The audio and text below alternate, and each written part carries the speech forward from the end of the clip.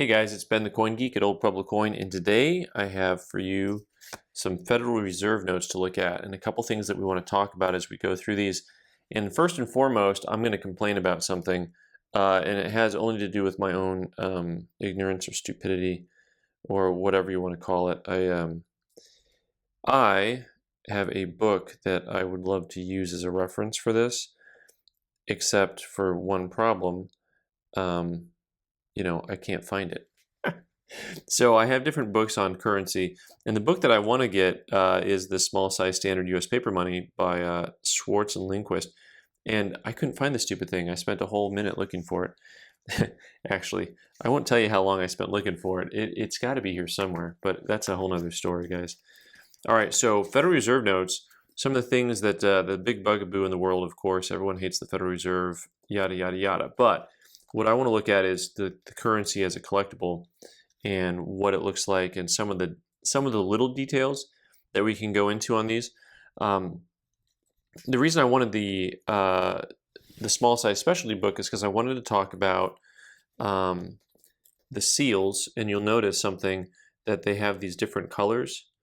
So through the different years, the seal color changed, and sometimes if you look at graded currency or auctions, they'll say DGS or LGS, and LGS is light green seal or lime green seal, and DGS is dark green seal. And so from year to year, those colors changed, and there's a little bit of carryover. Now I do have a small size currency book here, but it doesn't have the information broken down quite the same way, which is a little bit unfortunate. So in these notes, they made them the small size notes. You see them in 1928, and then they made different series. So 28, 28A, 28B, and then some 28Cs, and then they made the later series into the 30s, 34. But one of the things to note is the seals here, the bank seal. So this is going to show you which Federal Reserve Bank this was up here in the corner. And L district, this is San Francisco, so it has the L, it also says San Francisco. Now what's cool is the very first issues, the 1928s, actually 28s, it depended on the year, like 28, 28A, some of them they switched over earlier than others, but they used a numbering system instead of a lettering system. Now I don't know why they changed from numbers to letters.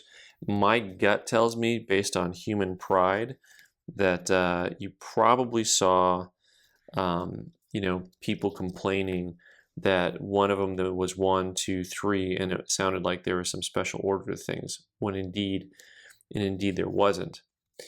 So I think that's, my gut tells me why they would have changed from districts 1 through 12 to A through L, and of course we all know District 13, what happened there, so we won't get into that. Now one of the things that is interesting is these are known as Federal Reserve notes because they're printed by the Federal Reserve, and they say Federal Reserve note right across the top, but they say redeemable in gold on demand. So sometimes people will confuse these with a gold note because they'll say a gold demand note because it says redeemable in gold on demand.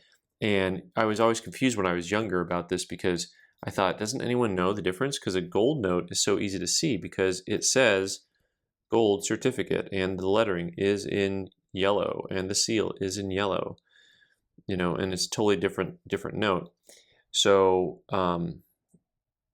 this certifies that there have been deposited at the Treasury of the United States of America, $10 in gold coin payable to the bearer on demand.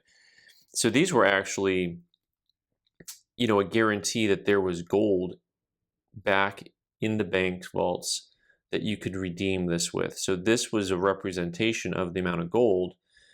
This was before there was ETFs, right? I mean, this is supposed to represent something else that is physical and exists, and you could actually just trade it in. So these were actually backed a little bit different. So because all of a sudden these were backed, they were redeemable in gold or lawful money. right? In gold or lawful money.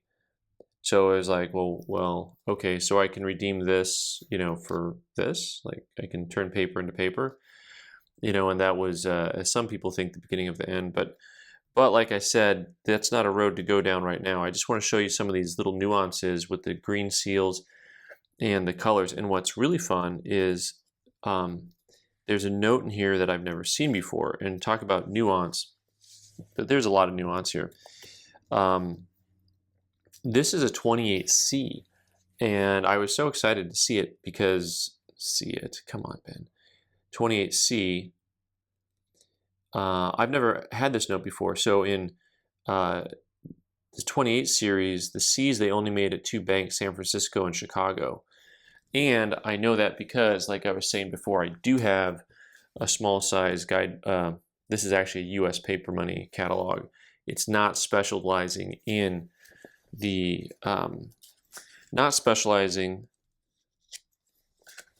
small size currency, but you can see here when it comes to the 28C version, I'm going to have to maneuver a little bit here, but the 28C version, that as we go up the page here, that they only made them in Chicago and in San Francisco. And it's a scarce note. I mean, the catalog value, like many catalog values, is probably a little bit high.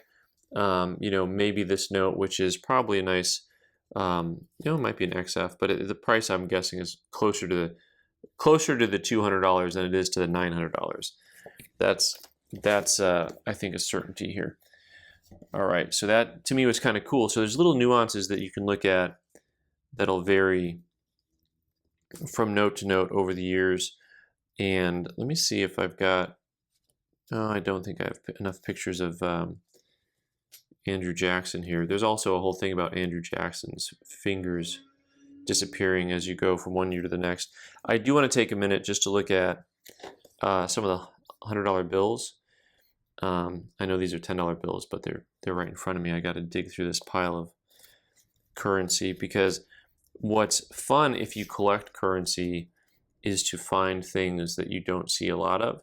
It's actually pretty challenging to locate some things. Now, that doesn't mean they're expensive, but I see a lot of currency flow through the shop, and a couple things I don't see much of. One is I don't see a lot of earlier currency that's nicely graded. In other words, usually they're pretty rough.